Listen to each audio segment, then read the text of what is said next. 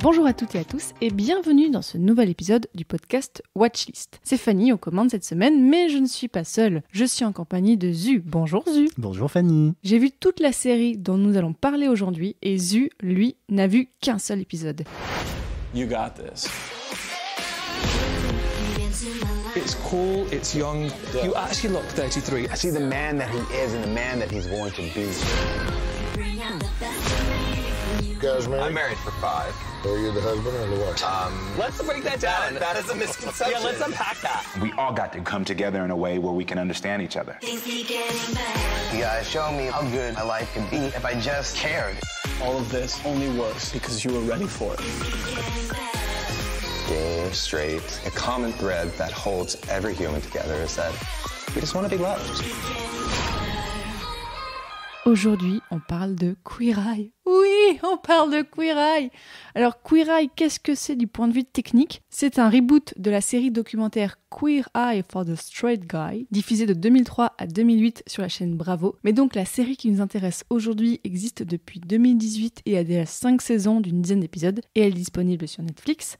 Zu, est-ce que tu peux nous présenter le concept ? Queer Eye, c'est une série où 5 experts dans des domaines différents, les Fabulous Five, viennent en aide à une personne le temps d'une semaine en apportant un œil neuf sur la situation de ces personnes. Oui, c'est à peu près ça, effectivement. Au début, moi, je pensais que c'était juste du relooking. Et en fait, c'est bien plus profond que ça. C'est carrément une thérapie. C'est un début de thérapie.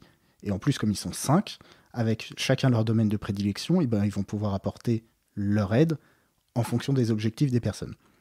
Donc, il y a, pour parler des 5 et de leur spécialité, il y a Anthony Porowski, qui s'occupe de tout ce qui est nourriture, tout ce qui est plutôt diète. Il a des origines canadiennes, parfois il parle un peu français.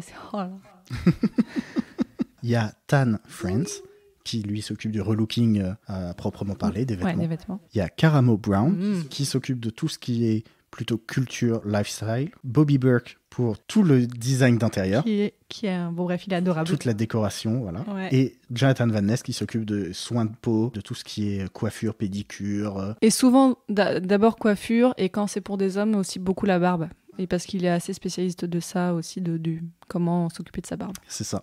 Et moi, j'ai vu que des épisodes avec des hommes, justement. Ah. Donc, à chaque fois, il y a eu Alors, il y en a un qui n'était pas barbu, donc il s'est plutôt occupé des cheveux. Mais à chaque fois, il y a eu du relooking au niveau de la barbe. C'était assez intéressant. Alors, tu as vu quoi comme épisode ? Alors, j'ai vu 3 épisodes. Normalement, c'était que 1, mais j'ai pas réussi à m'arrêter. Ah, ce qui est déjà une bonne nouvelle. Mais oui. Alors, Netflix étant une sorte de grosse couillonnerie, j'ai pas réussi à commencer par l'épisode 1. J'ai cliqué pour mettre l'épisode et il m'a mis le premier épisode de la saison 5. Bon. Oui, mais tu es censé...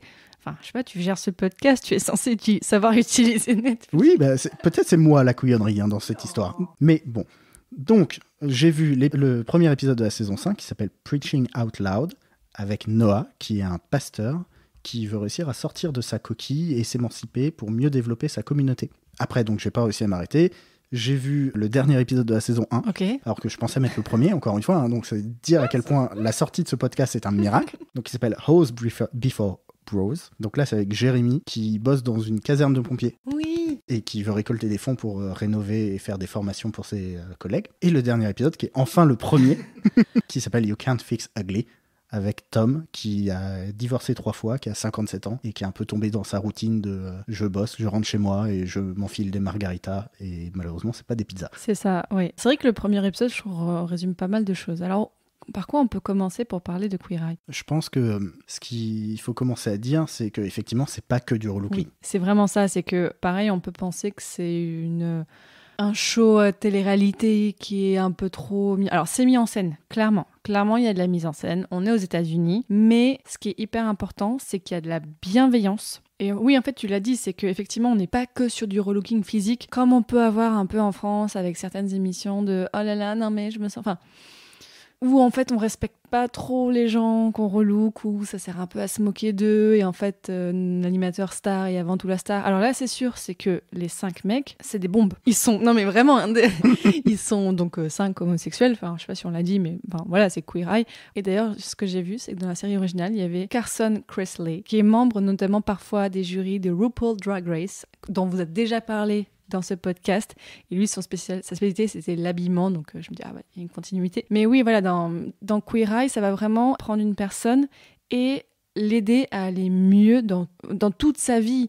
C'est vraiment des gens qui parfois sont un peu bloqués par une situation financière ou par une situation familiale ou juste psychologique pour plein de choses et donc on va l'aider. Et effectivement, quand on voit la personne au début, à la fin, ok, c'est qu'une semaine, ok, c'est les États-Unis, c'est peut-être un peu surjoué, mais vraiment, on sent qu'il y a eu un changement. Oui, on sent qu'il y a eu un changement, on sent qu'il y a eu un début de travail sur la personne et c'est ça qui est intéressant, c'est que les cinq coachs Fab ont Five. vraiment, les Fab Five, ont vraiment des compétences très différentes et vont vraiment les adapter en fonction du besoin de la personne. Oui. Ils vont pas plaquer un moule préconçu sur chacune des personnes. Ce qui est bien parce qu'en fait, en fonction des épisodes, donc on l'a dit, il y a 5 spécialités. En fonction des épisodes, il y a une personne où il va falloir plus bosser sur un des points. Donc ça va être, par exemple, s'il y en a un qui a une vie chouette mais dont la maison est pas possible, enfin, qui vit dans un taudis, bah du coup, ça va être celui qui s'occupe de la maison qui va être le plus mis en valeur. Ou si c'est une personne qui est super mais qui en fait physiquement ne s'est jamais bien mis en valeur, bah ça va être celui sur les vêtements et celui sur les cheveux et tout ça qui va être un peu plus prendre le pas. Mais effectivement, dans les 5, il y en a un qui effectivement se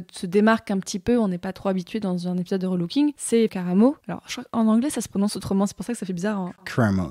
En fait, lui, il s'attelle au côté psychologique et relationnel, c'est que voilà, il y a vraiment des conversations avec les personnes qui sont coachées pour essayer de comprendre qu'est-ce qui va pas et comment améliorer. Et ça, je pense que c'est vraiment déjà l'élément un petit peu différent par rapport aux autres émissions. Oui, et c'est le point qui m'a vraiment surpris quand j'ai vu le premier épisode, c'est que entre chaque exercice, entre chaque phase de la thérapie, on voyait les coachs qui dialoguaient pendant juste 30-40 secondes en disant comment ça s'est passé, qu'est-ce que tu penses d'eux, et qui faisaient le passage de relais pour faire une continuité et s'assurer qu'on arrive à l'objectif à la fin. Et ce que je trouvais intéressant, c'est qu'ils utilisaient leurs compétences, mais parfois de manière connexe. C'est-à-dire que la personne qui refait de la décoration d'intérieur, il l'emmène pour choisir un drapeau pour son église, pour machin, et il en profite pour parler de l'histoire de l'église avec lui, de ce que ça représente pour lui, pour alimenter les autres exercices et avoir de quoi travailler. Pendant qu'il se faisait coiffer, t'avais Jonathan qui lui donnait des conseils pour gérer les réseaux sociaux. Ce que je trouvais hyper intéressant de allier plusieurs domaines et jamais être vraiment dans la personne qui fait la cuisine, il lui avait pas juste donné une recette parce que c'était pas ça dont il avait besoin. Vraiment, on l'a dit un petit peu, les coachs, là, les 5, c'est des stars. Hein. Ils ont chacun des millions d'abonnés sur Instagram, mais vraiment, c'est des grosses stars chacun dans leur domaine. Tan, celui qui fait les vêtements, il a sa propre série Netflix. Jonathan, il a été dans un autre truc aussi sur Netflix, juste consacré à lui. C'est vraiment des personnalités qui sont très connues dans leur domaine. Donc de les voir comme ça se mettre au service des gens et mettre parfois leur notoriété au service, c'est très beau de voir ça. Alors c'est ce qui m'a un peu plus gêné, mais c'est un truc assez personnel dans ce genre d'émission. C'est que effectivement, il les aide, il les coach. Il y a vraiment une intelligence émotionnelle derrière ça. Mais après, il y a aussi tout le côté aide financière. C'est-à-dire que toute la nouvelle garde-robe, je pense pas que ces gens-là la payent. Je pense qu'elle est offerte. Oui, tout est offert. Voilà, toute la redécoration, que ce soit de la maison, de l'église, qui sont en général très conséquentes, hein, et ils apportent pas du matériel dégueulasse. Non.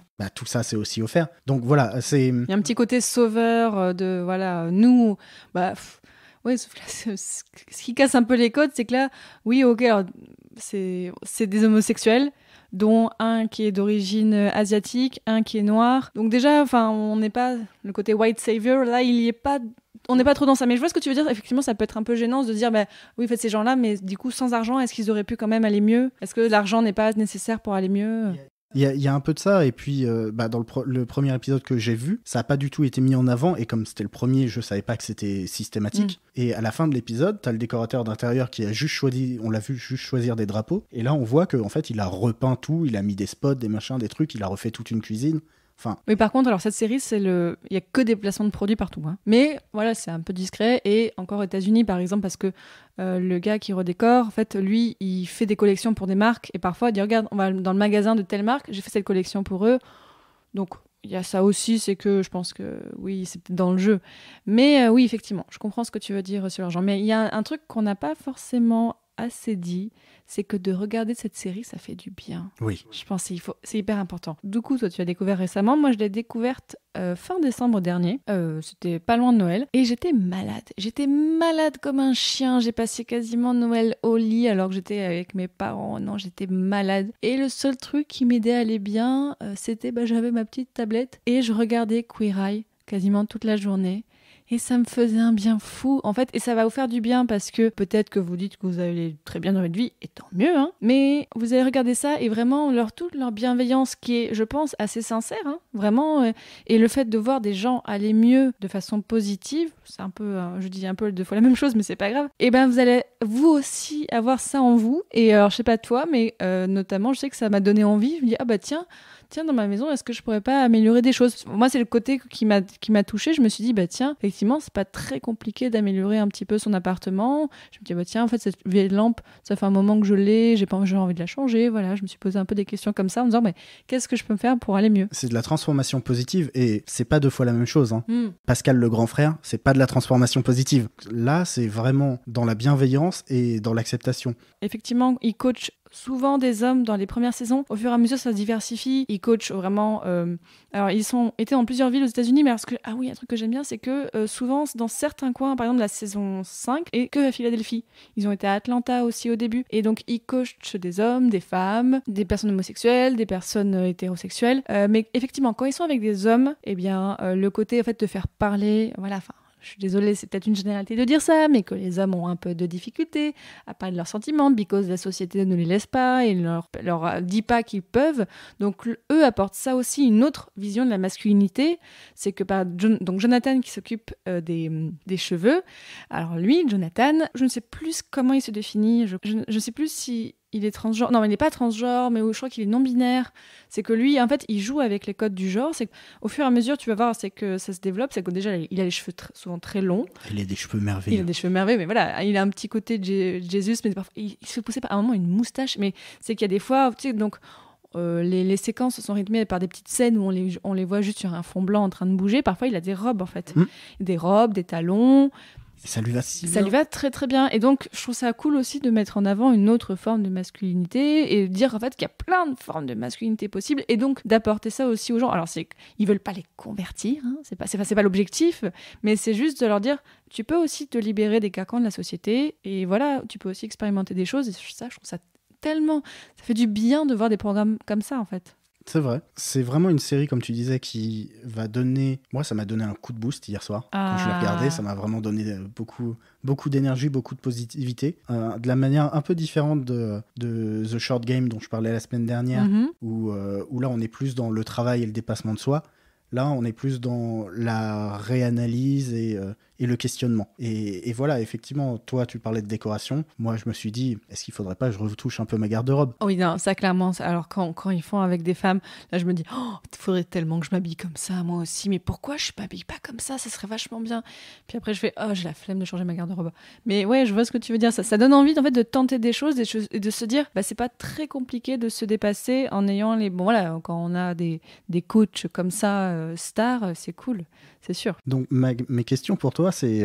moi, j'ai vu que quelques épisodes. Oui. Est-ce qu'au fur et à mesure des saisons et en fonction des villes, il y a vraiment des différences ou est-ce qu'on peut regarder... Ça se picore. Alors, il y a parfois des tout petits... Non, il n'y a quasiment pas de fil rouge. Bon, juste parfois, ils ont un chien. En fait, voilà, on les voit en fait dans leur QG. En fait, c'est toujours la même structure d'épisodes et tout ça. On les voit au début, à la fin dans leur QG. Ils parlent de la personne. Donc, effectivement, ça peut se picorer. Mais par exemple, je trouve que la dernière saison, ils ont fait un énorme effort et on sent qu'en fait, on est dans l'Amérique de Trump et que c'est des homosexuels qui essayent aussi de se positionner dans l'Amérique de Trump. C'est qu'ils essayent aussi d'aider des personnes. J'ai trouvé, dans la dernière saison, il y a beaucoup de personnes immigrées. Des étrangers qui sont première ou deuxième génération et qui parlent de ça et qui parlent aussi du fait d'être noir aux États-Unis, du fait d'être homosexuel aux États-Unis. Donc on sent dans la dernière saison que, mais c'est pas gênant, hein, c'est pas du tout le sujet principal, mais on y fait un petit peu plus allusion que saison précédente. Donc on sent l'engagement politique aussi de ça, donc c'est plutôt positif. Mais en fait, vous pouvez les picorer, mais regardez dans l'ordre, enfin, sauf si vous n'êtes pas doué sur Netflix, n'est-ce pas eu ? Mais, oui, bon.